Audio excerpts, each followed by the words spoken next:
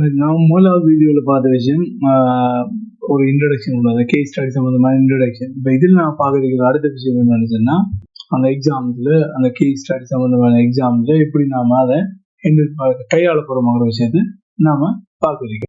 ஒரு விஷயத்தை நீங்கள் புரிஞ்சுக்கணும் நினைச்சேன்னா, இந்த கேஸ் ஸ்டடியை பொறுத்த வரைக்கும் நல்ல மொழி ஆளுமையோட இல்லாட்டி நல்ல தமிழில் எழுதினா அதுக்கு மார்க்ஸ் கிடைக்குமானுச்சுன்னா இல்லை, உண்மையாக அது கிடைக்காது. அது சம்மந்தமாக நான் ஏற்கனவே முந்தின வீடியோவில் நான் எக்ஸ்பிளைன் பண்ணுறேன். அது என்னத்தை அவங்க எதிர்பார்க்காங்க, எக்ஸாமினர்ஸ் என்னத்தை எதிர்பார்க்காங்கிற விஷயத்தை உங்களுக்கு ஏற்கனவே சொல்லியாச்சு. எனவே நீங்கள் அந்த எண்ணத்தில் இருக்கணும்னுச்சுன்னா நீங்கள் அதை கைவிடும். இங்கே நான் உங்களுக்கு சொல்ல வைக்கிற விஷயம் நினைச்சேன்னா, ஒரு 5 minute அனாலிசிஸ், இந்த 5 minute அனாலிசிஸ் மெத்தட்டை நீங்கள் சரியாக பிடிச்சிருக்கானுச்சுனாலே நீங்கள் இந்த கேஸ் ஸ்டடியை நீங்கள் ஈஸியாக எழுதிட்டு போயிடலாம். உங்களுக்கும் நல்ல ஒரு மார்க்ஸ் ஒன்றும் கிடைக்கும். அந்த 5 minutes அனாலிசிஸ் என்னங்கிற விஷயத்தை நீங்கள் இந்த வீடியோ முடியக்குள்ள நீங்க தெரிஞ்சுக்கொள்ளுங்க. ஏன் அனாலிசிஸ் முக்கியம், பகுப்பாய்வுன்னு சொல்றது ஏன் முக்கியம் இந்த விஷயம் உங்களுக்கு தெரிஞ்சிருக்கும். பகுப்பாய்வு ஏன் முக்கியம்னு சொல்லக்குள்ள ஒரு கேஸ் ஸ்டடியை பொறுத்த வரைக்கும் நீங்க அந்த கேஸ் ஸ்டடியில கோ இஷ்யூ, அதாவது மூல பிரச்சனை நீங்க பிள்ளைய தவறா புரிஞ்சுக்கொண்டு இல்லைன்னு உங்களோட மொத்த விடையும்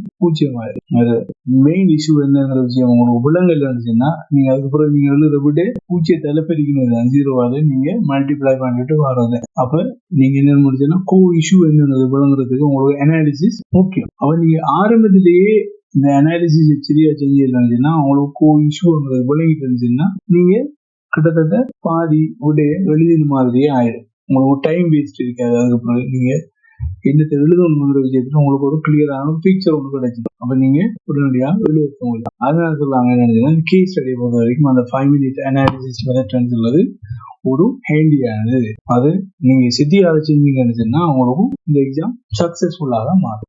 அப்ப இந்த 5 minute அனாலிசிஸ்ல நாம என்னென்னத்தை பார்க்க போறோம், இந்த அனாலிசிஸ்ல என்னென்ன எலிமெண்ட்கள் இருக்குங்கிறது பார்த்தோம்னா அதுல 4 மெயின் எலிமெண்ட்ஸ் இருக்கு. இந்த 4 விஷயத்துக்கும் நீங்க விடை கண்டுபிடிச்சிருக்கா, அதாவது அந்த கேஸ் ஸ்டடியில இருக்கிற விடையை கண்டுபிடிச்சிங்கன்னா நீங்க அந்த கேஸ் ஸ்டடி அதுக்கு பிறகு ஈஸியா எழுதி போகலாம். அந்த 4 விஷயங்களும் என்னன்னு சொன்னா, கோ இஷ்யூ முதலாவது மூல பிரச்சனை என்னங்கிறது, அடுத்தது சப் இஷ்யூ உப பிரச்சனைகள் என்ன, அதோட தொடர்ச்சியா வர உப பிரச்சனைகள் என்ன, மூணாவது விஷயம் என்னன்னு ஸ்டேக் ஹோல்டர், அந்த பிரச்சனையோட சம்பந்தப்பட்ட தரப்புகள் யாருங்கிற விஷயம், இது மூணாவது.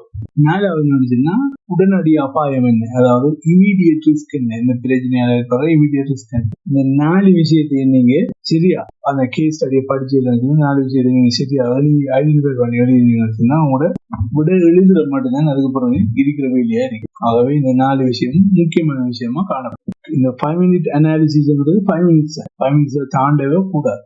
அந்த 5 minutesக்குள்ள இந்த விஷயத்தை முடிச்சுக்கணும். அப்ப அதை எப்படி செய்யலாம் இந்த விஷயத்தை நான் பார்க்கலாம்.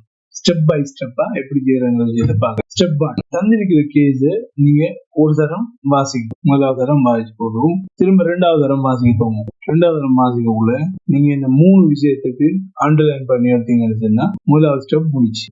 என்ன நடந்ததுங்கிறது முதலாவது, யாருக்கு பாதிப்பு 2வது, 3வது எது உடனடி பாதிப்பு. இந்த 3 விஷயத்தை நீங்க அண்டர்லைன் பண்ணி எடுத்துக்கோங்க.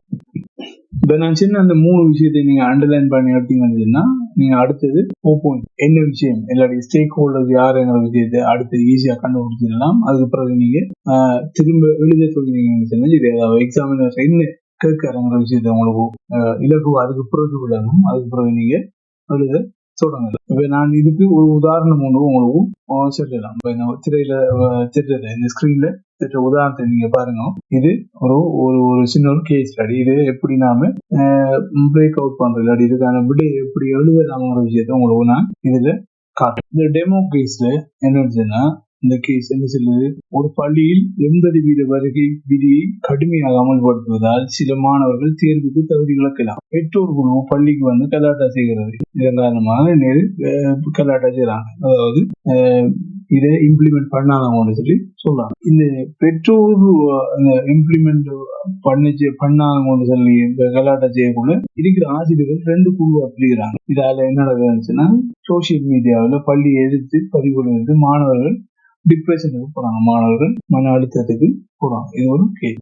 இந்த கேஸ்ல முதல்ல கோ இஷ்யூ என்னன்னு சொல்லி பாத்தீங்கன்னா, இதுல கோ இஷ்யூ அட்டெண்டன்ஸ் ரூல்ஸை என்ஃபோர்ஸ் பண்ண துவங்கினதான் இதுல பிரதானமான இஷ்யூவா காணப்படுது. பிரதான பிரச்சனை அதோட சேர்ந்து என்னன்னா, அட்டெண்டன்ஸ் ரூலை என்ஃபோர்ஸ் பண்றதால எக்ஸாம்ஸ்ல எலிஜிபிலிட்டி என்ற விஷயத்துல மாணவர்களுக்குள்ள அந்த எலிஜிபிலிட்டி சொல்ல விஷயம், எலிஜிபிலிட்டி தொடர்பான ஒரு கிரைசிஸ் ஒன்று ஏற்பாடு. அதாவது சில மாணவர்கள் இதை தகுதி இழப்பாங்கிற விஷயம் ஒன்று ஏற்படுறதால ஒரு சின்ன ஒரு பிரச்சனை உண்டு. அதாவது இதால் ஏற்படுற ஒரு கிரைசிஸ் ஒன்றும் மாணவ சமூகத்துக்குள்ளே ஏற்படுது, கோ இஷ்யூவா காணப்படுது. அது சப் இஷ்யூ என்னன்னு சொல்லி பார்த்தோம்னா, sub issues communication failure with parents, பெற்றோர்களோடான தொடர்புன்னு சொல்லுவோம். கம்யூனிகேஷன் தொடர்பு இல்லாம இருக்கு. அதாவது ஆசிரியர்களுக்கும் இல்லாட்டி பாடசாலை சமூகத்துக்கும் பெற்றோர்களுக்கும் இடையிலான ஒரு கம்யூனிகேஷன் கேப் ஒன்றும் காணப்படுறது ஒரு சப் இஷ்யூவா எடுத்துக்கலாம். அதே மாதிரி ஸ்டாஃப் உள்ள டீச்சர்ஸ் இடையிலான ஒற்றுமை உள்ளது இல்லாம போகுது. ஏன்னா ரெண்டு குழுக்களாக பிரிக்கிறாங்க. அடுத்த சப் இஷ்யூ என்ன, மாணவர்கள் ஸ்ட்ரெஸ் ஆகுறாங்க, இல்லாட்டி அவங்க மன அழுத்தத்துக்கு உள்ளாகுறாங்க. இதுவும் ஒரு சப் இஷ்யூவா காணப்படும். நாம கோ இஷ்யூ பார்த்துட்டோம், சப் இஷ்யூ பார்த்துட்டோம். ஸ்டேக் ஹோல்டர்ஸ் யாருன்னு, இந்த பிரச்சனையோட சம்பந்தப்பட்டவர்கள் யாருன்னு சொன்னா உங்களுக்கு ஈஸியா சொல்லிக்கலாம். யாராவது வருவாங்க, ஸ்டூடெண்ட்ஸ். அது பிரதானமா என்ன, லோ அட்டெண்டன்ஸ் இருக்கிற ஸ்டூடெண்ட்ஸ் வருவாங்க, மாணவர்கள் வருவாங்க, பிரின்சிபல், டீச்சர்ஸ். அடுத்தது ஒபிவியஸ்லி பேரண்ட்ஸ். அடுத்தது எஸ்பிசி. அடுத்தது சோனல் எஜுகேஷன் அத்தாரிட்டி வரும். மற்றது என்னதுன்னா சோசியல் மீடியாவில் இன்டராக்ட் ஆகிறதால பப்ளிக் இந்த விஷயங்கள்ல ஒரு ஸ்டேக் ஹோல்டராக கருதப்படுவாங்க. இது மூணாவது பாயிண்ட். மூணாவது விஷயத்துக்கு போய் நான் 5 minute அனாலிசிஸ்ல இந்த நான் தந்த டெமோவில் கோ இஷ்யூ கண்டுபிடிச்சிட்டோம், சப் இஷ்யூ கண்டுபிடிச்சிட்டோம், ஸ்டேக் ஹோல்டர்ஸ் யாருங்கிறதையும் கண்டுபிடிச்சோம். அடுத்து நாலாவது என்னச்சுன்னா இமீடியட் ரிஸ்க், உடனடியாக ஏற்படுற பிரச்சனைகள் என்னங்கிறது நாம அடுத்ததா நோட் பண்ண வேண்டியது. இதுல இந்த விஷயத்துல பார்த்தோம்னா இமீடியட் ரிஸ்க் என்ன, ஸ்கூல் ஓர்டர் என்ன சில டிஸ்டர்ப் ஆகிறதுக்கான வாய்ப்பு இருக்கு. இந்த பிரச்சனைகள் போறதால ஸ்கூல் ஒரு ஒழுங்குக்குள்ள இல்லாம ஒழுங்கீனமாக நடக்கிறதுக்கான வாய்ப்புகள் ஏற்படும். ஒரு கொண்டோருக்குள்ள இல்லாம போயிடும். அது ஒன்று. அடுத்தது ஸ்டூடெண்ட் சேஃப்டி என்ற விஷயமும் வருது ஒரு கேள்விக்குறியாகக்கூடிய மாதிரி சேஃப்டியும் இல்லாம போறதுக்கான வாய்ப்பு ஏற்படும். இதுவும் ஒரு இமீடியட் ரிஸ்காக காணப்படும். அடுத்து என்ன, எக்ஸாம் ப்ரொசீஜர்ஸ்ல ஒரு டிஸ்டர்பன்ஸ் வந்து ஏற்படும்.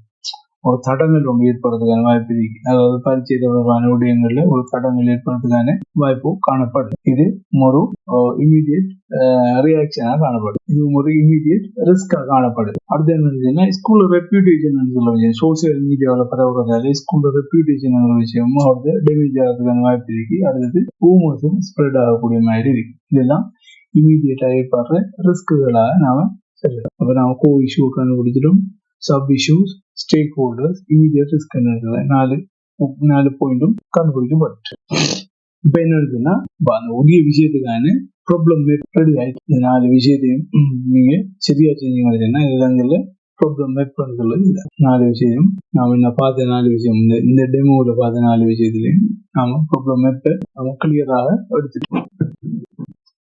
இப்ப நாம எக்ஸாம் பேப்பர்ஸ் எழுதுறதுக்கு ஆரம்பிக்கணும்னு சொன்னா இந்த எழுதுற விஷயத்திலேயே நாம ஒரு விஷயத்த கவனமாக பார்க்க வேண்டியதா இருக்கு.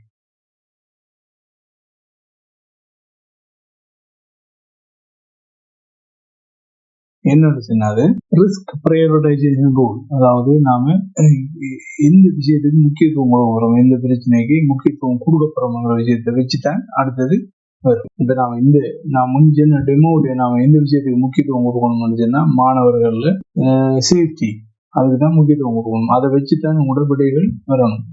உதாரணமா நான் முன்னி சொன்ன மாதிரி அந்த சப் இஷ்யூஸ்ல இல்லாட்டி இமீடியட் ரிஸ்க்ல வர விஷயம் ஒன்று என்ன, ஸ்கூல் ரெப்யூட்டேஷன் விஷயம் ஒன்றும் வரும். ஆனா ஸ்கூல் ரெப்யூட்டேஷனுக்கு நாம ப்ரையாரிட்டைஸ் முன்னுக்கு கொடுக்க வேண்டிய அவசியம் இல்லை. அப்படி கொடுத்த முடிச்சுன்னா நாம என்ன அடுத்து கேஸ் இந்த பிரச்சனையை நாம சரியா விலகி கொள்ளல. எதுக்கு எந்த ரிஸ்க்கு நாம ப்ரையாரிட்டைஸ முன்னுக்கு கொடுக்கணுங்கிற விஷயத்துல நாம அவர்த்த கூட்ட விட்டோம்னு சொன்னா எக்ஸாமினர்ஸ் எதிர்பார்க்கிற விட நீங்க விடுதலைன்னு சொல்லி இருக்கும். ஆனா அப்ப இமீடியட் ரிஸ்க்ல நீங்க எதுக்கு ப்ரையாரிட்டைஸ் கொடுக்கணுங்கிற விஷயத்த கட்டாயம் நீங்க தெரிஞ்சு வச்சுக்க வேண்டியது மிக மிக அவசியம். எனவே இப்ப நான் சொன்ன இந்த டெமோ கேஸ்ல என்ன இருந்துச்சுன்னா நீங்க எதுக்கு முக்கியத்துவம் கட்டாயம் கொடுக்கணும்னு சொன்னா ஸ்டூடெண்ட்ல ப்ரையாரிட்டைஸ் பண்ணணும்.